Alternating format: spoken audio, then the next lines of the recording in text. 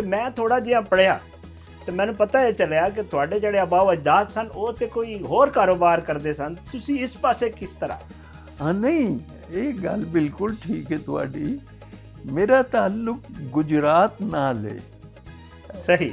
ਦੇਖੋ, ਗੁਜਰਾਤ ਇੱਕ ਤੇ ਹੋਵੇ ਨਾ ਇੰਡੀਆ ਦਾ ਗੁਜਰਾਤ, ਨਾ ਇਹ ਸਾਡਾ ਦੀਨਾ ਤੇ ਜਿਹਦਾ ਤਾਲੁਕ ਮੋਦੀ ਨਾਲ ਹੈ। ਠੀਕ। ਇੱਕ ਗੁਜਰਾਤ ਸਾਡਾ ਹੈ, ਹਾਂਜੀ, ਜਿਹੜਾ ਵਜ਼ੀਰਾਬਾਦ ਤੇ ਲਾਲੇ ਮੂਸੇ ਦੇ ਦਰਮਿਆਨ ਹੈ। ਹਾਂਜੀ, ਮੇਰਾ ਤਾਲੁਕ।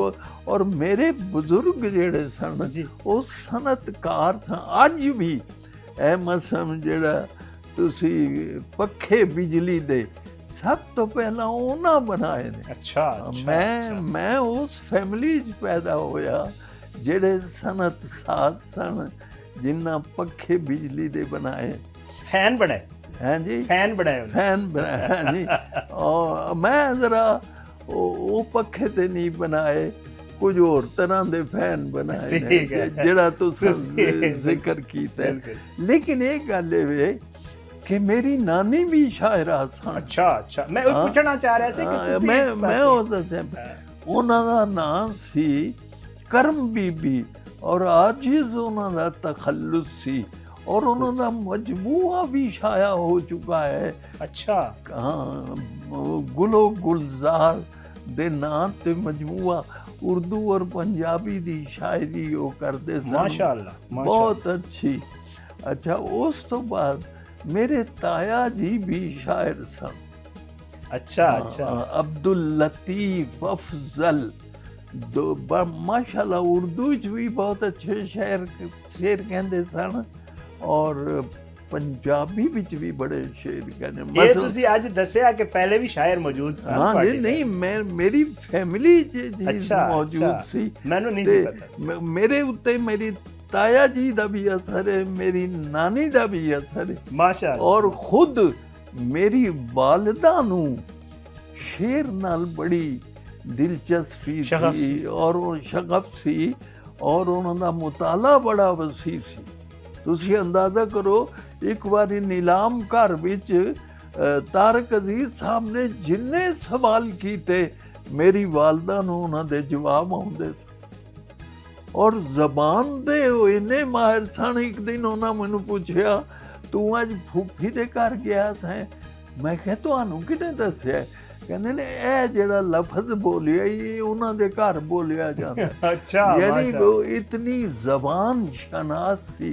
ਤੇ ਸ਼ਾਹਿਦ ਸਾਹਿਬ, ਮੈਨੂੰ ਇਹ ਮਾਹੌਲ ਮੁਯੱਸਰ ਆਇਆ। ਮਾਸ਼ਾਅੱਲਾ। ਦੇਖੋ, ਮੇਰੇ ਤਾਇਆ ਜੀ ਦਾ ਸ਼ੇਰ ਹੈ, ਦਰਦ में जीस्त का हासिल पाया, दर्द में जीस्त का हासिल पाया, मौज ने रक्स में साहिल पाया। क्या बात। जिंदगी क्या है तड़पना अफजल, हर दिले जिंदा को बिस्मिल पाया। क्या बात है जी।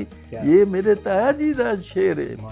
ਔਰ ਅੰਦਾਜ਼ਾ ਕਰੋ, ਉਹਨਾਂ ਦਾ ਪੰਜਾਬੀ ਦਾ ਵੀ ਤੁਹਾਨੂੰ ਸੁਣਾ ਦਿਆਂ। ਉਹ ਜਦੋਂ ਨਵੀਂ ਸ਼ਾਦੀ ਹੁੰਦੀ ਤੇ ਤਾਲੁਕਾਤ ਬਿਹਤਰ ਹੁੰਦੇ ਨੇ, ਹੌਲੀ ਹੌਲੀ ਕੁਝ ਸਫਾਰਤੀ ਤਾਲੁਕਾਤ ਖਰਾਬ ਹੋ ਜਾਂਦੇ ਨੇ। ਮੈਂ ਬੋਲਦਾ ਸਾਂ, ਉਹ ਸੁਣਦੀ ਸੀ, ਉਹ ਵਿੱਚ ਕਦੀ ਨਾ ਬੋਲੀ ਸੀ। ਇਹ ਬਿਲਕੁਲ ਨਵੀਂ ਗੱਲ ਹੋਏਗੀ। ਹਾਂ, ਨਵੀਂ। ਮੈਂ ਬੋਲਦਾ ਸਾਂ, ਉਹ ਸੁਣਦੀ ਸੀ, ਉਹ ਵਿੱਚ ਕਦੀ ਨਾ ਬੋਲੀ ਸੀ। ਉਹ ਬੋਲਦੀ ਸੀ, ਮੈਂ ਸੁਣਦਾ ਸਾਂ, ਮੇਰੀ ਜੀਭਾਂ ਗੂੰਗੀ ਬੋਲੀ ਸੀ। ਹੁਣ ਦੋਵੇਂ ਇਕੱਠੇ ਬੋਲਦੇ ਆ ਤੇ ਸੁਣਦਾ ਕੁੱਲ ਮਹੱਲਾ ਹੈ। ਕੋਈ ਕਹਿੰਦਾ ਇਹੋ ਝੱਲੀਏ, ਕੋਈ ਕਹਿੰਦਾ ਇਹੋ ਚੱਲਾ।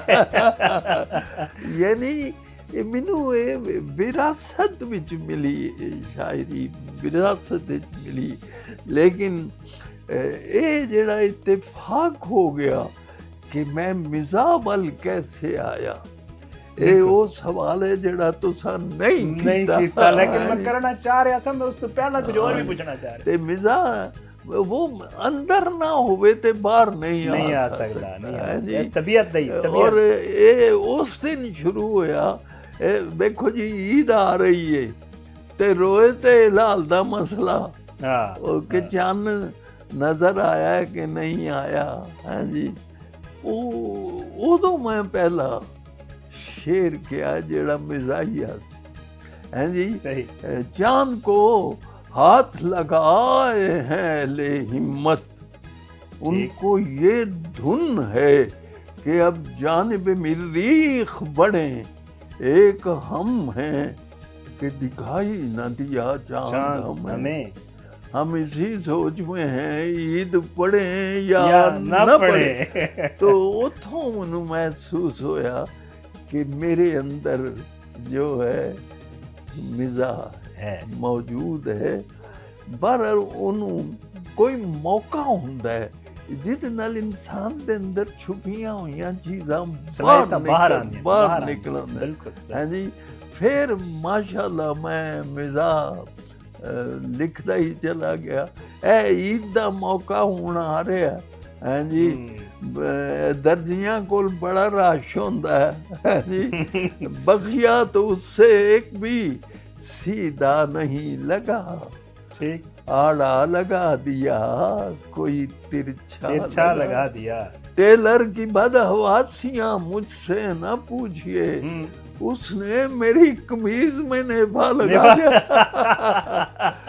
तो बहरहाल ये है कि मिजा ਧੱਕੇ ਨਾਲ ਕੁਝ ਨਹੀਂ ਹੁੰਦਾ, ਅੰਦਰ ਹੋਵੇ ਤੇ ਬਾਹਰ ਬਾਹਰ ਹੁੰਦਾ ਹੈ।